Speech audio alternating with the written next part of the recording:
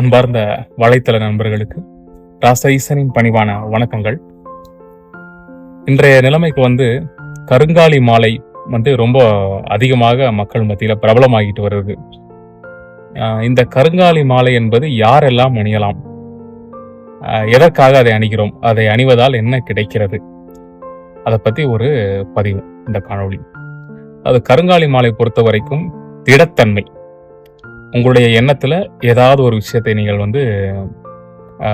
வச்சிருக்கீங்க, ஏதாவது ஒன்று நீங்கள் ஏதாவது ஒரு காரியத்தை சாதிக்கணும்னு நினைக்கிறீங்க அப்படிங்கிற பட்சத்தில் அதுக்கு தகுந்த மாதிரி அந்த மாலையை நீங்கள் ஒரு மண்டலத்துக்கு அதை வச்சு பூசிக்கணும். அதுக்கு பூசை செய்யணும்.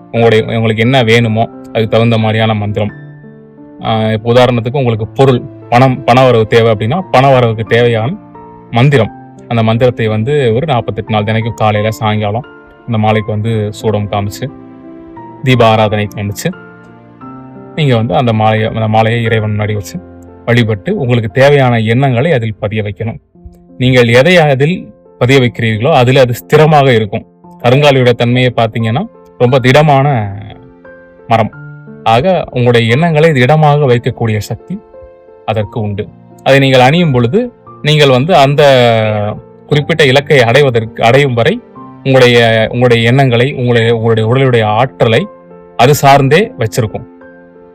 நீங்கள் அணிந்த பிறகு இப்படிதான் கருங்காலி மாலையை பயன்படுத்தணும். சும்மா ஒரு கருங்காலி மாலையை வாங்கணும் பயன்படுத்தணும் அப்படின்னு இருக்கக்கூடாது. அப்படி இல்லைன்னா உங்களுக்கு என்ன மாதிரியான பலன் தேவையோ அதுக்கு தகுந்த மாதிரி ஒரு சரியான குருவை அணுகி அவங்கள் அந்த மாலைக்கு உருவேற்றி வைத்திருப்பாங்க.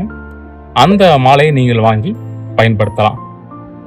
அந்த மாலையோடு சேர்த்து வேறு சில மணிகள், இப்போ உதாரணத்துக்கு வெள்ளெருக்கு மணி, துளசி மணி, இந்த மாதிரி சந்தன மணி, இந்த மாதிரி உங்களுக்கு என்ன தேவையோ, உங்களுக்கு என்ன பலன் தேவையோ, உருத்ராட்சமோ, இந்த மாதிரி என்ன ஒரு மணியோ உங்களுக்கு என்ன பலன் தேவையோ அதுக்கு தகுந்த மாதிரியான ஒரு மணியை அந்த கருங்காலியோடு இணைத்து நீங்கள் பயன்படுத்தணும்.